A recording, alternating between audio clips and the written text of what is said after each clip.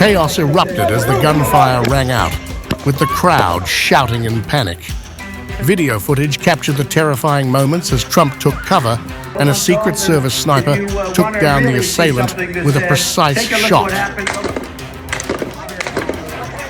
Crooks had used a ladder to access a rooftop just 150 meters from Trump's stage, providing him a clear line of sight to the former president.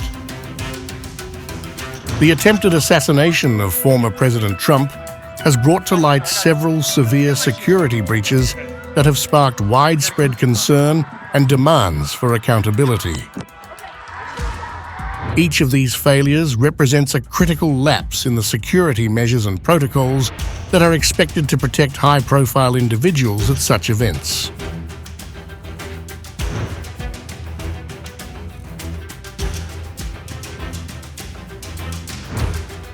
The fact that a 20-year-old was able to infiltrate the rally's security perimeter so easily is a glaring failure for the Secret Service. Known for its stringent protocols, this breach underscores significant shortcomings in their perimeter security measures. The Secret Service typically establishes a robust security perimeter, often involving multiple layers of barriers and checkpoints. However, the ease with which crooks bypass these measures suggests either a failure in the implementation of these protocols or a severe underestimation of potential threats.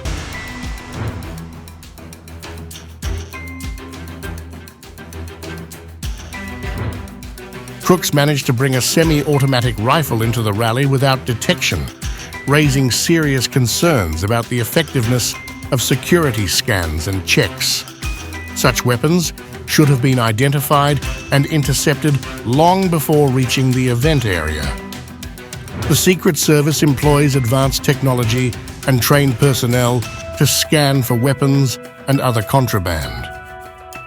This failure indicates potential gaps in these detection systems or lapses in the vigilance of the security personnel responsible for these checks.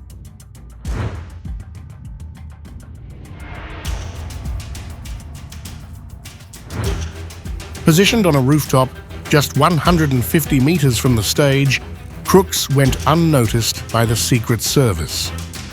This oversight points to severe lapses in surveillance and threat assessment, as rooftops with clear sight lines to the stage should have been under strict observation. The Secret Service's advanced teams are tasked with assessing all potential vantage points and securing them against threats. The failure to identify and monitor this rooftop is a stark indication of inadequate pre-event reconnaissance and surveillance.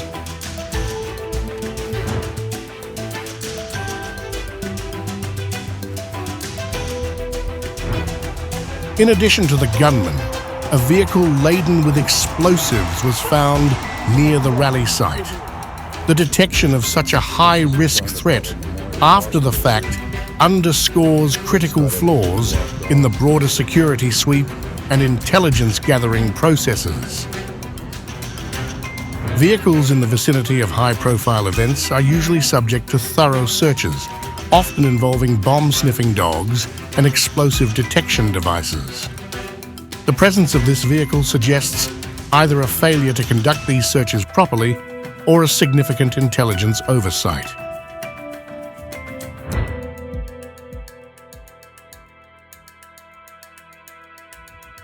Take a look at what happened. The gunman was only neutralized after injuring Trump. This delay in the Secret Service's response allowed the shooter to fire multiple rounds, endangering not only Trump, but also the rally attendees. The primary objective of the Secret Service is to prevent any harm to the protectee, and this delay is a significant failure. The response protocols of the Secret Service are designed to react swiftly to any threat. However, the time it took to neutralize crooks highlights potential deficiencies in communication, decision-making, and execution of the protective measures in place.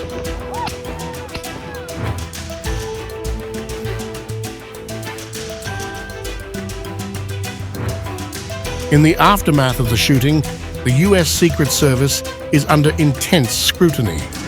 Republican leaders have called for swift investigations, and President Joe Biden has ordered an independent review of the national security measures in place at the rally.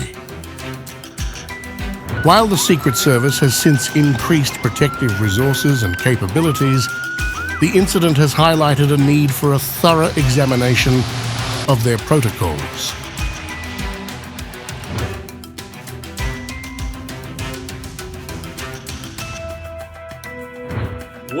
Former Boca Raton Police Chief Andrew J. Scott III weighed in on the incident, expressing deep concern over the failures that allowed such an event to occur. I would have expected that local law enforcement, at the direction of the Secret Service, would have been positioned on those rooftops. You allocate one to more likely 2 to 3 officers to take positions along that rooftop or that roof line. But that apparently wasn't done. The other aspect that we'll have to find out is obviously civilian witnesses observed this individual for, they're claiming, a couple of minutes, maybe more, of this individual crawling along the rooftop, so on and so forth. And they were pointing to that individual, but the law enforcement on the ground seemed to be either somewhat confused or not understanding the severity of what was being witnessed by the civilians. Scott pointed out that civilian witnesses had noticed crooks crawling along the rooftop and tried to alert law enforcement officers on the ground. However, the officers appeared either confused or unaware of the gravity of the situation, resulting in a critical delay in response. You have a high-level rally involving the former president of the United States, and you see an individual doing a army type of crawl, belly crawl, armed with a rifle.